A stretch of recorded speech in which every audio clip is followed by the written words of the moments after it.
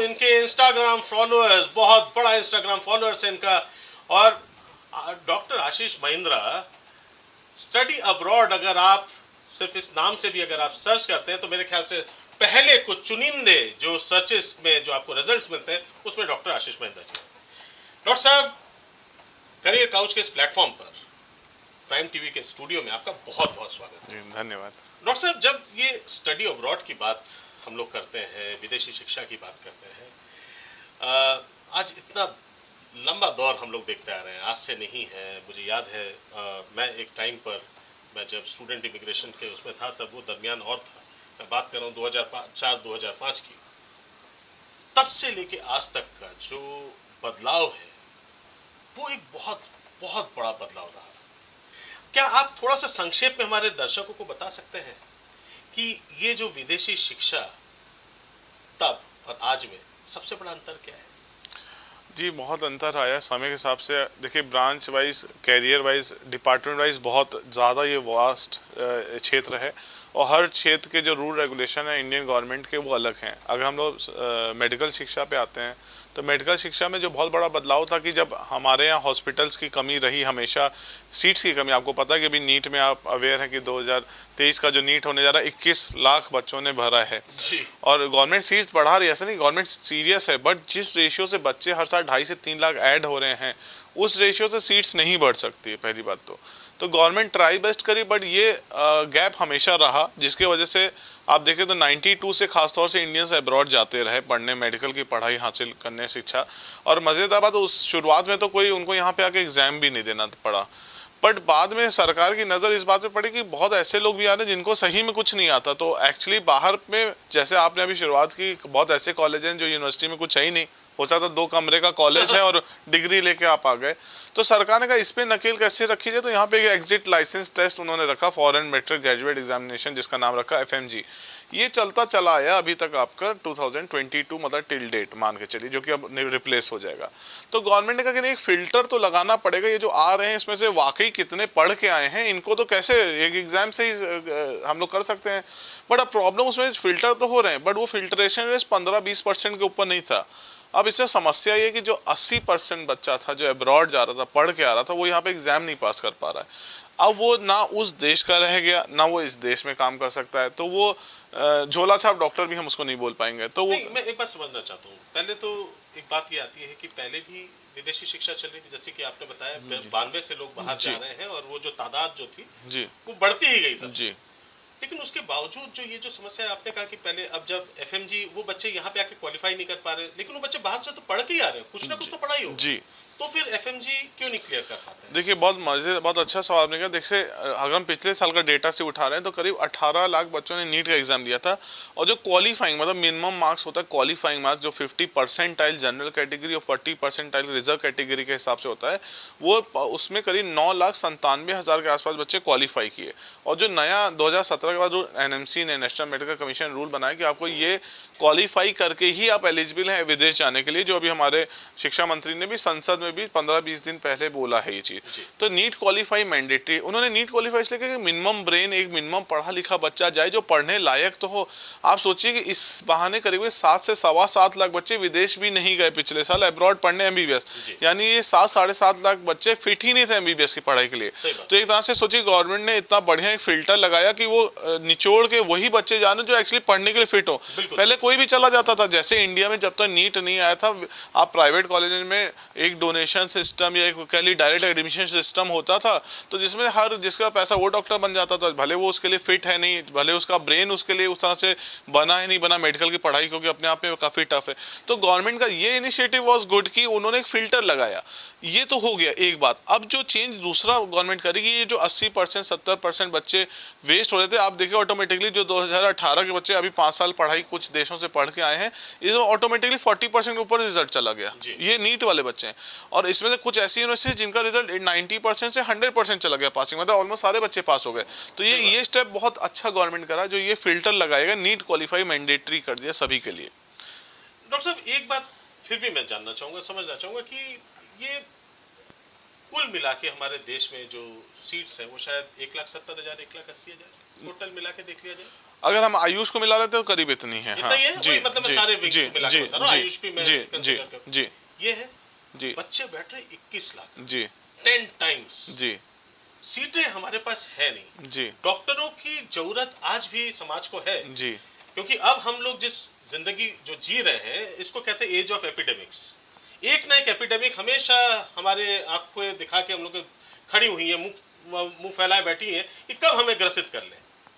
इस दरमियान में कोरोना तो एक बात समाज समझा चुके कि डॉक्टर्स की कमी पूरी दुनिया झेल रही है। जी तब अगर मेडिकल एजुकेशन में इतना ज़्यादा अगर कंपटीशन होगा, सीट्स ही नहीं होंगे, तो हम कैसे करके ये जो बड़ा जो एक गैप है उसको कैसे फुलफिल करेंगे? जी डेफिनेटली गवर्नमेंट इसीलिए फॉरेन एजुकेशन के लिए कभी हमेशा लीनियंट ही रही है। बट हाँ, जैसा मैंने बताया कि पासिंग परसेंटेज इतना पुअर रहा और ये क्वालिटी नहीं मेंटेन हुई, तो उसके एश्योरेंस के लिए एनएमसी रेगुलर कुछ ना कुछ हमेशा अमेंडमेंट लाती है। जो कि अभी लेटेस्ट बिल आया है, जो एनएमसी का नया गैजेट आया है, जिसके हिसाब से उन्होंने उसमें भी काफ़ी मॉडिफिकेशन किए हैं कि ये नॉर्म्स जो भी कंट्री फुलफिल कर रही है आप उसी देश में जाइए। और सेम वर्ड बाय वर्ड अभी हमारे शिक्षा मंत्री ने डॉक्टर मनसुख मांडविया ने भी संसद में भी यही बोला कि ये 4 पॉइंट जो भी देश विदेश में पढ़ रहे पूरा फुलफिल करा वहीं पे पढ़ने जाइए। और जिसमें एक उन्होंने बहुत इंपॉर्टेंट चीज़ बोली कि जो देश आपको लाइसेंस टू प्रैक्टिस देता हो, मतलब वो जो आपको मेडिकल पढ़ा रहा है वो खुद आपको परमिशन दे रहा कि भाई मेरे देश में प्रैक्टिस करो, तभी आप भारत आइए और यहाँ प्रैक्टिस करिए।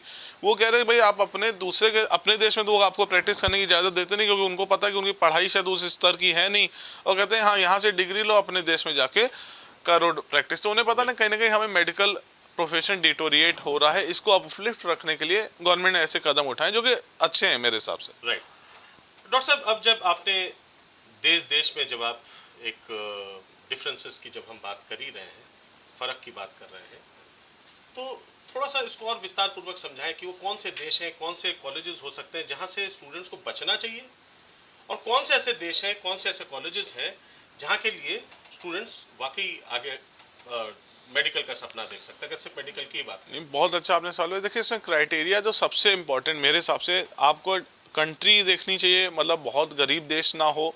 दूसरा, हमारा डिप्लोमेटिक रिलेशन कैसा है। बहुत देश ऐसे जैसे चाइना है, बट डिप्लोमेटिक रिलेशन हमारा उतना अच्छा नहीं है। अब बच्चे चाइना जा रहे हैं, ऊपर वाला ना करे जैसे यूक्रेन क्राइसिस हुआ, ऐसा कोई क्राइसिस होगा, तो जब 2 देश हैं जिनसे हमारा डिप्लोमेटिक चैनल बहुत अच्छा बना हुआ है, तो हम बच्चों को मदद तुरंत पहुंचा सकते हैं। चाइना ने पिछले 3 साल से वीज़ा ही नहीं दिया इंडियन बच्चों को, जो वहाँ पढ़ रहे थे, जो आए थे कोविड में, वो वापस ही नहीं गए, क्योंकि डिप्लोमेटिक चैनल हमारे देश के दोनों में इतना अच्छा नहीं था। तो कहीं ना कहीं ये हमारे लिए उल्टा बच्चों के लिए प्रॉब्लम का सबब बना। इसलिए आप इसी तो पैरेलल अगर रशिया को रख ले, रशिया से हमारा हमेशा पुराना दोस्त है, एक अच्छा दोस्त रहा है। 1971 से आप देखें तो यूएसएसआर भी था, हमेशा उसने हमारी मदद की, और आज भी हमारे बेस्ट दोस्तों में, इंडिया के सबसे अच्छे दोस्तों में रशिया है। तो कहने का डिप्लोमेटिक चैनल हमारा उनसे बहुत स्मूथ है। उज्बेकिस्तान से हमारा डिप्लोमेटिक रिलेशन अच्छा, मतलब ऐसे बहुत देश हैं जिनसे। तो एक तो क्राइटेरिया जो एनएमसी का जो लाइसेंस टू प्रैक्टिस देश दे रहे हैं वो हमें देखना है। दूसरी, हमें इंफ्रास्ट्रक्चर जरूर देखना कि ऐसा नहीं यूनिवर्सिटी का कंट्री अच्छी बट इंफ्रास्ट्रक्चर बहुत पुअर है। और तीसरा, हमारे जो कहीं ना कहीं एनएमसी बीच में गाइडलाइन देती है, एडवाइजरी भी दे रही है, आप उस एडवाइजरी पे भी नजर रखिए। जैसे अभी उन्होंने लेटेस्ट फिलीपींस के लिए मना किया। इवन आप देखिए तो लाइसेंस टू प्रैक्टिस मलेशिया नहीं देता, तो मलेशिया गवर्नमेंट ने बहुत अच्छा किया, खुद ही मना कर दिया इंडियन बच्चों को लेने के लिए, भाई हम लाइसेंस आपको नहीं दे सकते, आपको नहीं आना है मत आइए। इस तरह से बांग्लादेश है, वो भी अभी कॉन्ट्रोवर्शियल, क्योंकि वो लाइसेंस टू प्रैक्टिस नहीं देते हैं। तो ऐसे कई देश हैं, फिलीपींस है आपका, बट जो देते हैं अगर हम उनकी बात करें तो हमारे हिसाब से अभी जो रिटर्न में इंडियन एम्बेसी इन मॉस्को या इंडियन एम्बेसी इन बेलारूस, ऐसे कुछ कंट्रीज ने खुद लिख दिया, इंडियन एम्बेसी इन उज्बेकिस्तान, उनके आप वेबसाइट में जो उन्होंने खुद मेंशन किया कि as per new NMC guideline हम आपको ये फॉलो करते हैं। तो हमें वही कंट्री सेलेक्ट करनी जो हमारे देश, हमारी गवर्नमेंट, हमारी संस्था बोल रही है कि हाँ यहाँ पे हम सेफ हैं।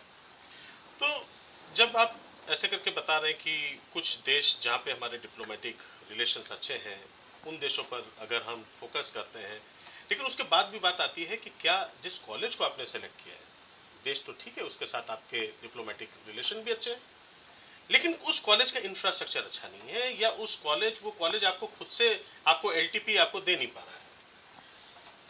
डॉक्टर साहब, बच्चे जब चूज करते हैं, आज के दिन में हर एक बच्चा कंप्यूटर savvy है, तो क्या वो ये बात चूज नहीं, वो देखता नहीं होगा, क्या वो बिना देखे समझे वो लोग बाहर चले जाते हैं, या कि कोई कुछ ऐसे मार्केट में एजेंट्स हैं भरे हुए जो कि उनको गुमराह कर रहे हैं, ये बच्चे गुमराह हो कैसे रहे, और ये बच्चे वापस आते हैं, एफएमजी नहीं क्लियर कर पा रहे, अब वो क्या करेंगे? ये वही बहुत बड़ा प्रॉब्लम है। देखिए जो गुमराह हो रहे हैं, आप वही करें, इस समय तो नेट से भी बच्चे आज के जिन्होंने इंटरनेट में इतने एक्टिव हैं, पर उसके बाद भी उनके साथ धोखा होता है, क्योंकि देखिए कई फैक्टर हैं। सबसे स्ट्रॉन्ग फैक्टर जो मैंने बहुत कॉमनली देखा कि एक तो फ्रेंड फैक्टर है। हमारा दोस्त वहाँ पढ़ रहा था, उसने हमारे पेरेंट्स को बोला कि इसको भी यहाँ भेज दें, यहाँ सब अच्छा है। एक्चुअली होता क्या कि एक चेन में वो जाके कहीं फंस गया साइकिल में। अब वो अपना, क्योंकि उसका कहीं ना कहीं फाइनेंशियल इंटरेस्ट भी जरूर इन्वॉल्व होता है कि वहाँ की लोकल कंपनी या लोकल एजेंट, उसने बोला कि तुम और बच्चे दो तो तुम्हें पर स्टूडेंट हम कुछ ऐसा फ़ायदा पहुँचाएंगे या जो भी रहे, तो वो कहीं ना कहीं यहाँ पे इनडायरेक्टली यहाँ के बच्चों को मोटिवेट करता है ऐसी यूनिवर्सिटीज जाने के। तो बच्चे उसमें फंसते कि भाई ये तो हमारे मोहल्ले में जानने वाले थे, ये हमारे भैया थे स्कूल में, ये हमारे दोस्त हैं हमारे, तो इसमें बच्चे ट्रैप हो जाते हैं। यूट्यूब देखिए कोई बहुत जरूरी नहीं कि सोशल मीडिया पे जो सब कुछ पढ़ा वो सब कुछ सच है। आप भी एक मोबाइल लेके चैनल खोल लीजिए और रिकॉर्ड करके कुछ भी डालिए, सच झूठ का तो पता नहीं चलता ना। तो सब कुछ सोशल मीडिया पे सही भी नहीं है। तो आप रास्ता क्या है डॉक्टर साहब, वो बताइए। अब कैसे एक बच्चा, जैसे अब जो बच्चे नीट के लिए अप्लाई कर रहे हैं, 90% बच्चे जानते हैं कि सीट्स कितने हैं और उनकी चांसेस कितने जी, लेकिन उसके बावजूद उम्मीद की किरण सबकी आंखों में होती है जी, और इसलिए साल बर साल वो लोग कोशिश करते चले जाते हैं। जी, जो बच्चा 5 से 6 साल भारत में नीट की तैयारी पर बर्बाद कर रहा है, बर्बाद नहीं कहूंगा लेकिन कोशिश है, देखिए एक हद तक तो कोशिश ठीक है जी, लेकिन कहीं ना कहीं उसके हाथ में जब मायूसी लगती है तो उसके लिए तो फिर मेरे ख्याल से अगर विदेश में कोई अगर उसको अगर ऐसी अपॉर्चुनिटी मिलती है जी, तो ऐसे मौके को उसको फायदा उठाना चाहिए। उठा, तो आप इन बच्चों को क्या कहेंगे, कैसे सर्च करें, किस प्रकार से जाए, वो कौन से पैरामीटर्स के थ्रू से कॉलेजेस सर्च करें, क्या चीज़ें उनको देखनी चाहिए, कैसे ये बात कंफर्म होगा कि भाई वहाँ पे जब हम एजुकेशन हासिल करके इंडिया में आएंगे तो यहाँ लाइसेंस के लिए हमको कोई दिक्कत नहीं आएगी। जी, इन सारी बातों को कैसे सजा के रखेंगे आप? जी, देखिए बहुत इंपॉर्टेंट है, आपको गो थ्रू करना होगा। स्टार्टिंग आपकी खोज शुरू होती है कि हम किस देश जाएं। पहले देश सेलेक्ट करिए, फिर यूनिवर्सिटी सेलेक्ट करिए, फिर यूनिवर्सिटी का हिस्ट्री देखिए कि इंडियन बच्चे यहाँ कितने गए हैं, पास हिस्ट्री क्या रही, एफएमजी पासिंग क्या रहा है। क्योंकि नेट पे सारा डेटा अवेलेबल है कि इस भाई एक यूनिवर्सिटी है, मान के चलिए वहाँ से 10% बच्चे पास होने हर साल। एक यूनिवर्सिटी जहाँ पे ऑलमोस्ट 90-80% जा रहे हैं, तो ये भी क्राइटेरिया अच्छा हो सकता है। प्लस उस कंट्री से हमने जैसे बोला कि हमारे डिप्लोमेटिक रिलेशन कैसे हैं वो भी देखना ज़रूरी है।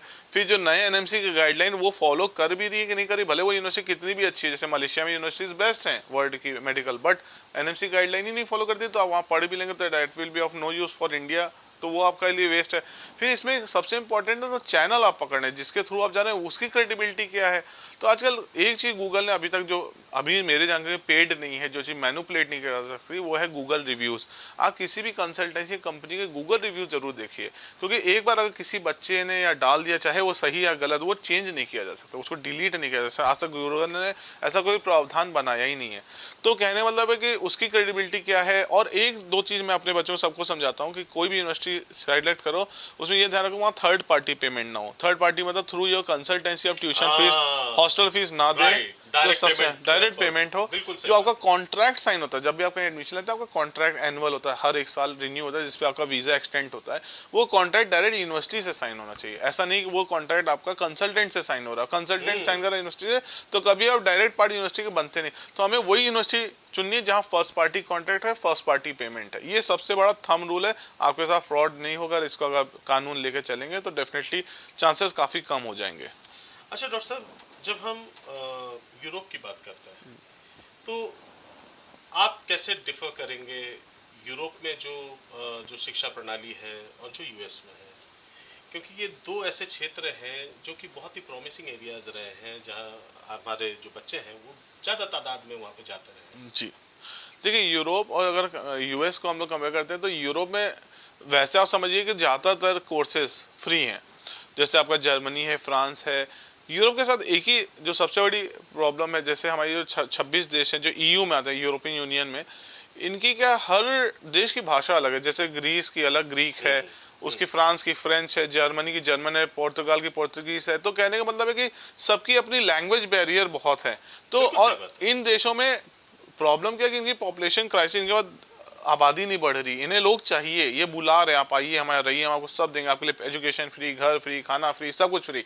शर्त ये है कि आप हमारी एग्जाम लैंग्वेज पास करिए, बस हमारी भाषा सीखिए। वो जरूरी भी, आप उस देश में रहे, आप उसकी भाषा नहीं जानते, क्योंकि जर्मनी इंग्लिश से आपका काम नहीं चलना है। आपको उनका लोकल जर्मनी है, मान लीजिए जर्मनी में आपको उनको level A1 A2 B1 B2 levels clear करने होंगे, then everything is free for you. US में क्या कि वही इंग्लिश चलती है जो हमने लेकिन सीखा है। कॉस्ट ऑफ लिविंग का क्या है? मैंने सुना है कि इन देशों में कॉस्ट ऑफ लिविंग बहुत महंगी है, एकोमोडेशन महंगी, बट अगर वही आपको सब्सिडाइज हो जाएगी या गवर्नमेंट आपको स्पॉन्सर स्कॉलरशिप बेस में दे रही है तो आपके लिए वो ऑलमोस्ट फ्री हो जाती है। इन देशों में रहना पढ़ना बहुत आसान है, बशर्ते एक ही शर्त है कि उस देश की आपको भाषा सीखिए और उसका एग्जाम निकालिए। कंपेयर करते हैं यूएस से, तो यूएस में लैंग्वेज बैरियर है नहीं, सेम इंग्लिश जो हम लोग बोलते हैं, बट उनके जो आइल्स टॉफेल जो इनके एग्जाम्स हैं वो आपको निकालने पड़ते हैं। मतलब उसके लिए आपकी जो इंग्लिश एक होता है अच्छा होना, एक होता है बहुत अच्छा होना। उसकी आजकल बहुत कोचिंग्स खुल गई जिसके लिए आप आइल्स की या टॉफेल की तैयारी शुरू कर सकते हैं। उसमें मिनिमम हमने देखा 6.5 बैंड के ऊपर अगर आप ला रहे हैं तो आपको बहुत आराम से स्कॉलरशिप बेस्ड अच्छी यूनिवर्सिटी मिल जाएगी। राइट डॉक्टर साहब, तो ये बातें तो हुई कि रिकॉग्निशंस, जो एडमिशन जो प्रोसेस है वहाँ तक की। अब आते हैं जो लाइफस्टाइल है, उस कॉलेज में जो व्यवस्था है, क्योंकि भारत में एक बहुत बड़ा कंसर्न होता है, वो है सेफ्टी एंड सिक्योरिटी, और स्पेशली जब गर्ल स्टूडेंट की हम बात करते हैं तो इसको लेके हम लोग कैसे करके यहाँ से पहले से हम कैसे समझ सकते हैं कि वही जो कॉलेज हमने चूज़ किया है वहाँ वो हमारी बिटिया के लिए बहुत सही होगा कि नहीं। तो कैसे उसकी उसकी एक्चुअल रिसर्च वर्क कैसे हो सकती है? ये बहुत कॉमन क्वेश्चन खासतौर से पेरेंट्स और फीमेल, अगर उनकी लड़की डॉटर है तो ये सभी पेरेंट्स का कंसर्न होता है, हर फादर का, हर भाई का, कि मेरी जो सिस्टर है या मेरी लड़की वहाँ कैसे सेफ है। तो मैं आपको क्लियर करूँ कि मतलब ये मैं हमारा देश सबसे अच्छा है, हम लोग तो कभी उसके मतलब बुराई नहीं करते, बट सेफ्टी वाइज देखिए तो हमारे देश के बाहर ऑलमोस्ट ज़्यादातर सब देश सेफ हैं। और अगर हम लोग खासतौर से यूरोप को देखते हैं या यूएस को देखते हैं, तो इवन रशिया को देखते हैं, तो ये जो कंट्रीज हैं ये फीमेल डोमिनेटेड ही हैं। ये यहाँ पे आप देखिए वर्क फोर्स आपको ज़्यादातर दुकानों में, इवन गाड़ी चलाते टैक्सी ड्राइवर, ज़्यादातर हर जगह पे आपको लड़कियाँ मिलेंगी। तो लड़कियों से ही ये देश चल रहे हैं, इनके द्वारा गवर्न है। और दूसरा चीज़ है कि उनका जो वे ऑफ थिंकिंग हम लोग से काफ़ी ब्रॉड माइंडेड है, काफ़ी ओपन है। तो फीमेल सेफ्टी का भी इशू रहा नहीं। हम लोग इतने बच्चे जाते हैं, अगर रात में मान ली कोई लड़की 12-1 बजे कहीं फंक्शन से लौट भी रही है तो वहाँ पे कभी कोई आप ईव टीजिंग या किसी भी तरह का ये जो सुनने में आता ही नहीं, मतलब ऑलमोस्ट आप मान के चलिए है ही नहीं। बल्कि लेकिन डॉक्टर साहब एक चीज़ जरूर है कि जो मॉडर्न लाइफस्टाइल है उसके चलते एक शिकायत बहुत आती है कि बच्चा बाहर गया, वहाँ बूज करना शुरू कर दिया या ड्रग अब्यूज़ में फंस गया। इसके चांसेस भी बहुत ज़्यादा बच्चों में दिखाई दिया। ये मैं आपको बता, देखिए एक चीज़, ये बहुत अच्छा क्वेश्चन है। देखिए होता क्या है ना कि दो डिफरेंस है। जब बच्चा 18 साल का होता है उसके बाद ही अब्रॉड जाता अगर वो अंडर ग्रेड में जा रहा है। डिफरेंस है, देखिए एक तो हमारे यहाँ जैसे गर्ल्स हॉस्टल बॉयज हॉस्टल, हम लोग के तो ऐसा होता है जब हम लोग स्टूडेंट हैं तो गर्ल्स हॉस्टल बहुत दूर होता था, बॉयज हॉस्टल वहाँ पे गार्ड बैठता था जो आप उधर अंदर जा भी उस एरिया में नहीं भटक सकते। और खासतौर से फिर इसी तरह सेम टू द बॉयज का था, तो वो बैरियर हमारे यहाँ रहता जो कि अच्छा भी है, ठीक भी होना भी चाहिए। बट फॉरेन यूनिवर्सिटीज जहाँ भी बच्चे वहाँ जाते हैं वहाँ गर्ल्स हॉस्टल बॉयज हॉस्टल जैसा कुछ होता नहीं, एक ही बिल्डिंग है, उसमें कमरे हैं। हाँ, उसमें लड़के लड़कियाँ अपने अपने ब्लॉक्स में या कमरे में जरूर रहते हैं, बट ऐसा हॉस्टल जैसा कुछ होता नहीं है। तो देखिए क्योंकि वहाँ के देशों का मानना है, लोगों का मानना है कि अगर आप 18 साल के, जो कि हमारा भी कानून कहता है, आप बालिग हो गए तो मतलब you are open to take your decision, मतलब you are not bound by any law. लेकिन पेरेंट्स की तो कंसर्न वही रहती है ना, कंसर्न रहती है। और देखिए सर, मैं आपको अगर इंडिया में, मैं खुद यहाँ पे प्रोफेसर पढ़ाता हूँ और हम एक कॉलेज में रहे और हम बच्चों को तो रोज ही देखते हैं, तो देखिए छोटा शहर मान लीजिए कोई फैजाबाद का बच्चा है, लखनऊ आता है, लखनऊ का बच्चा दिल्ली है, तो दिल्ली का बच्चा बैंगलोर जाता है, या बैंगलोर का बच्चा अब्रॉड जाता है। आप जब बच्चा बाहर रह रहा है पढ़ने के लिए, एजुकेशन लेने के लिए, हमें घर छोड़ना पड़ता है, बाहर बच्चा अकेले ही रहता है और आपको ट्रस्ट करना पड़ेगा। आप ज्यादा बिगड़ने वाले यहाँ भी बिगड़ रहे हैं, यहाँ जो भी बिगड़ेगा वो हाँ, बिगड़ेगा। यहाँ भी ड्रग्स में पढ़ रहे हैं, यहाँ भी नशे कर रहे हैं, यहाँ भी सही ड्रिंक्स बात है। कर रहे हैं, यहाँ भी घूम रहे फिर। तो वो चीज़ तो देखिए इंडिविजुअल पे कि आपके संस्कार, आपका ग्रूमिंग कैसी, आपके पेरेंट्स का कैसा, और आपका खुद का विजन लाइफ को लेकर क्या, कि आप अपना कैरियर पे फोकस है या अपने इंटरटेनमेंट पे फोकस है। अच्छा, एक चीज और पूछना चाहूंगा डॉक्टर साहब, मैं ये व्यक्तिगत तौर पे पूछ रहा हूँ, हालांकि शायद ये सवाल पूरी तरीके से ठीक ना हो, कि जो बच्चे प्राइवेट कॉलेजेस को चूज करते हैं, राइट, जो कॉस्ट और जो आप कह सकते हैं हॉस्टल फीस और बाकी के जो सारी जो कॉस्ट को लेके इतना महंगा जो है, स्पेशली जब हम मेडिकल शिक्षा की बात करते हैं, वो इतना महंगा हो चुका है कि कहीं ना कहीं ये नहीं लगता कि ठीक है, नीट में अगर रिजल्ट ठीक है गवर्नमेंट नहीं मिल पाया, उसको प्राइवेट मिल पा रहा है, कहीं ना कहीं प्राइवेट से ज़्यादा सस्ता तो शायद इंटरनेशनल उसमें से उनको मिल जाएगा। तो ये एक शायद प्राइवेट कॉलेजेस को धक्का ना पहुंचे, इसलिए हम लोग इंटरनेशनल को प्रमोट करने से थोड़ा कतरा रहे हैं, उस तरीके से हम लोग नहीं खुल पा रहे हैं। और ये जो इश्यूज जो आ रही हैं एफएमजी वाली, जो एफएमजी क्लियर नहीं कर पा रहे बच्चे, उस पर कहीं ना कहीं प्राइवेट कॉलेजेस का कुछ दबाव और ऐसा कुछ रहा हो। देखिए ये आरोप तो मतलब खासतौर से ये बच्चे तो लगाते ही हैं जो पढ़ के आते हैं, और ये बच्चों का रहा है। देखिए इसमें सच झूठ क्या है ये तो मतलब ये अलग विषय होगा डिस्कशन का, बट ये आरोप रहा है कि भाई प्राइवेट की यहाँ पे फीस सबसे सस्ती 80 लाख से लेके रहना खाना मिला के 1 करोड़ क्रॉस कर जा रही है।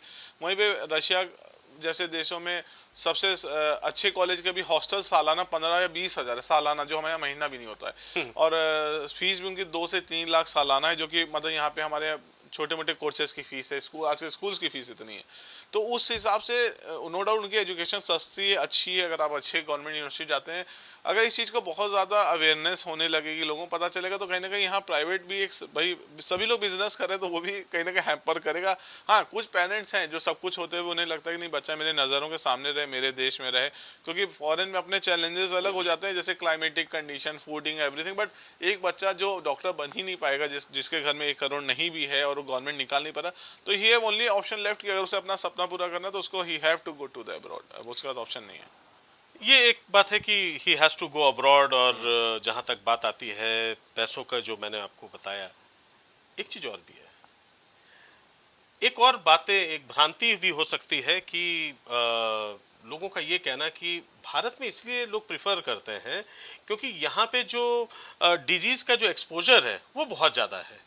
तो जो बच्चे जो कोर्स करते हुए जो प्रैक्टिस करते हैं, उनको वो चैलेंजेस ज़्यादा फेस करने को मिलती है, तो उनका नेचुरली उनका जो नॉलेज होता है वो जो विदेश से पढ़ के आया हुआ बच्चा होता है उससे ज़्यादा होता है। कुछ ऐसा कुछ है। देखिए ये बात तो देखिए कुछ चीज़ें हैं हम मान सकते हैं, जैसे हमारी पॉपुलेशन ज़्यादा है तो वहाँ पेशेंट फ्लो ज़्यादा रहता है। किसी भी सबसे हमारा बेकार भी सरकारी हॉस्पिटल या कॉलेज होगा तो वहाँ भी फ्लो रहेगा, तो पेशेंट फ्लो ज़्यादा है, पॉपुलेशन क्योंकि यहाँ पे ट्रीटमेंट फ्री है।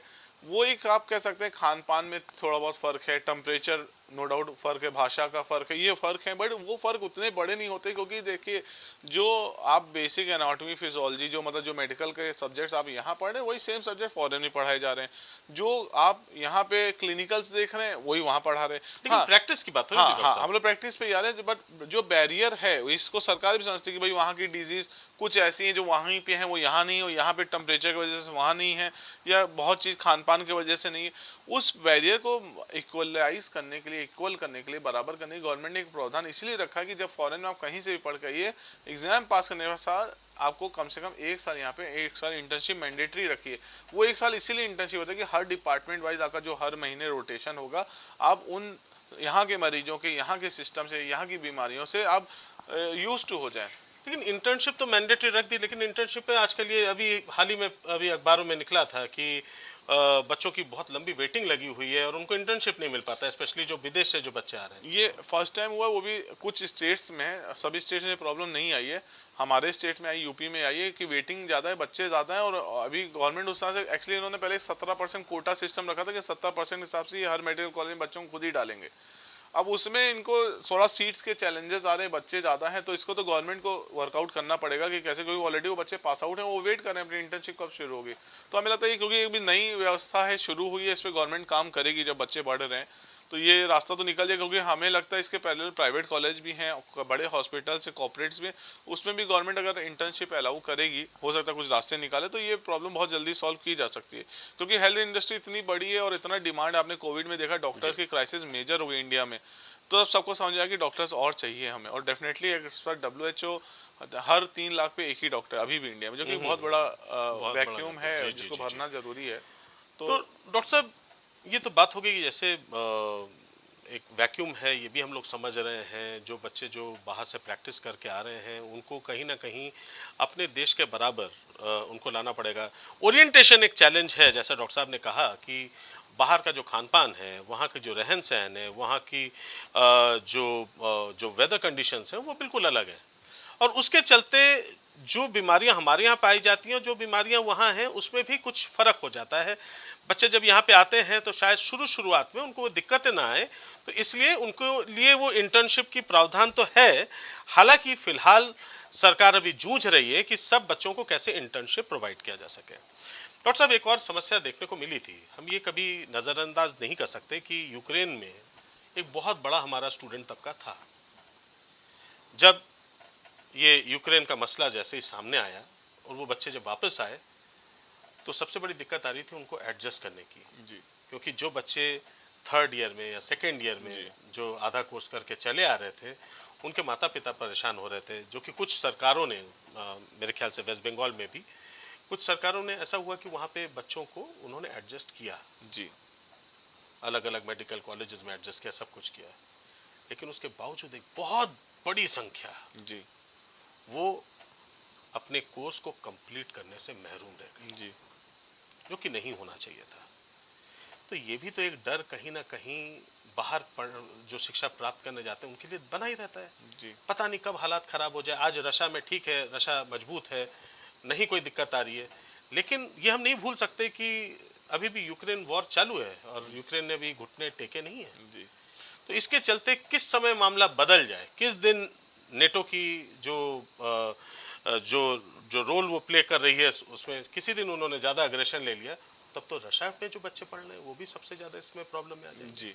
देखिए, आपने बोले बहुत कॉमनली पेरेंट्स आके वॉर को लेकर पूछा, देखिए इसमें कुछ चीज़ें समझने वाली कि वॉर सेकेंड वर्ल्ड वॉर के बाद कोई इतनी बड़ी वॉर इतने वर्ल्ड लेवल पे हुई नहीं। जब ये मेरे ख्याल से 60-70 साल बाद ऐसा हो रहा है, वॉर इतनी कॉमन नहीं है। और शायद रशिया एक ऐसा देश है जो 36 देशों से अकेले लड़ रहा है। आप देखिए, भले डायरेक्ट नहीं बट इनडायरेक्टली तो मान ही सकते हैं इसको।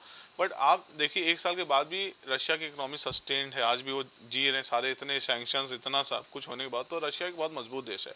जहाँ तक रशिया पे हमला या रशिया पे अटैक होता है, नाटो करता है, तो देखिए डेफिनेटली रशिया भी एक बहुत बड़ी पावर है, ये हम लोग समझते हैं। और ये शायद अगर आप समझते हैं तो ये वर्ल्ड का एंड शुरू हो जाएगा, ऐसा ऊपर वाला ना करे हो, बट अगर रशिया पे अटैक होना शुरू होगा तो ये रशिया अगर ख़त्म होगा तो वो कई देशों को ख़त्म करके ही ख़त्म होगा।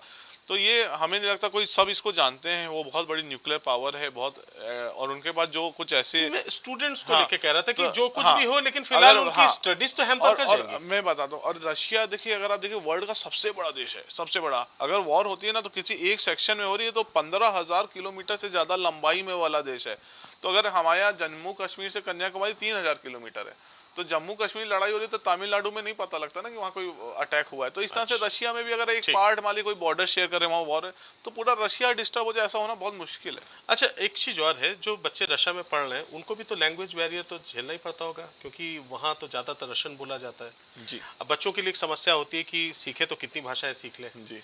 है ना, तो कैसे करके आप इसके लिए कैसे एड्रेस देखिए, 2004 से पहले तो इंग्लिश मीडियम थे ही नहीं रशिया में। जितने भी लोग आपके जानकारी में मेडिकल डॉक्टर बन के आए रशिया से, वो पहले 1 साल फाउंडेशन कोर्स करते थे लैंग्वेज का, उस एग्ज़ाम को पास करते थे और रशियन लैंग्वेज में 5 साल पढ़ते थे, तो भी बच्चे जाते थे। और 18 साल का जो बच्चा होता है ना, वो एक मतलब वो एब्जॉर्व करता है। और जब आप उस माहौल में रहते हैं, रोज़ मिलना, टैक्सी वाला, आपका दुकान वाला, सभी लोग जब वही लैंग्वेज बोल रहे हैं, पेशेंट आपका वही बोल रहा है, और आपके क्लास हफ्ते में 3 क्लास 2 क्लास होती है लैंग्वेज, ये लैंग्वेज एज अ सब्जेक्ट 6 साल आपके साथ रहता है, तो बच्चे सीख जाते हैं। हमने तो देखा साल भर लगता है मैक्सिमम, हमारे बच्चे ठीक ठाक रशियन बोलने लगते हैं, तीसरे साल तक वो ठीक आधे रशियन हो ही जाते हैं। तो वो उनके लिए एडवांटेज एक लैंग्वेज। और ये लैंग्वेज सीखने का आपको मैं सबसे बड़ा फायदा बताऊँ कि जो पूरा CIS बोलते हैं, 16 देश जो USSR से टूटे थे, आज भी उन देशों में अगर आपके पास रशियन लैंग्वेज आपको आती है तो ये 16 देश के आप राजा हैं, आप कहीं भी जाके काम कर सकते हैं।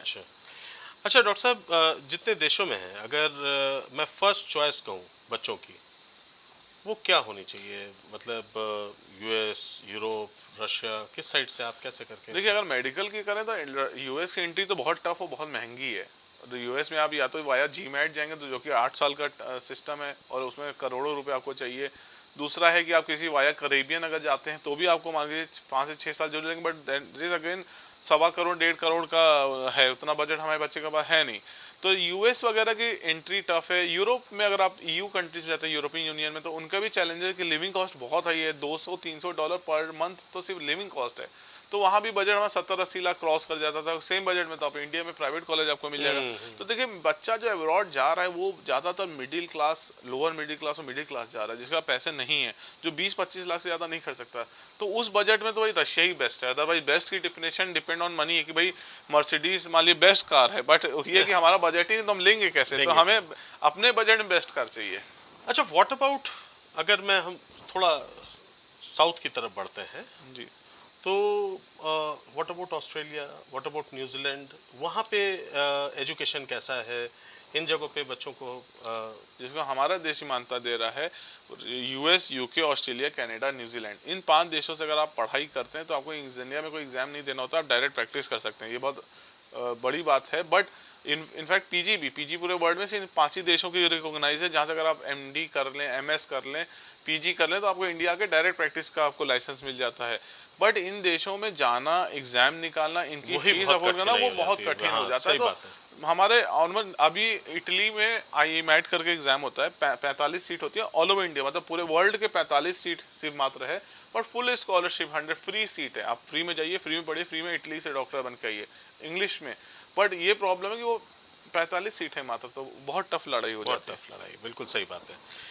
ठीक है डॉक्टर साहब, तो बिल्कुल अंत में एक छोटा सा सवाल कि जो बच्चे आज अभी नीट की एग्ज़ाम सामने हैं तो मैं उन्हीं को अभी एड्रेस करने को कहूँगा, या मेरे ख्याल से ऑन दी होल जो बच्चे विदेश में पढ़ना चाहते हैं उनको आप क्या मशवरा देंगे? देखिए, आप अगर विदेश में पढ़ने का प्लान कर रहे हैं तो कोई इसमें बुराई नहीं, अच्छा है। बट उसमें आपको सबसे पहले अपना रिसर्च प्रॉपर करिए, किसी के कहने में मत आइए, दोस्त या फ्रेंड्स, कोई किसी का आजकल सगा नहीं, टू बी वेरी फ्रैंक। आप अपना रिसर्च खुद करिए, यूनिवर्सिटीज़ का देखिए बैकग्राउंड कैसा है, बच्चों का पासिंग कैसा है, इंफ्रास्ट्रक्चर कैसा, सबकी नेट पे थोड़ी मेहनत करनी पड़ेगी आपको।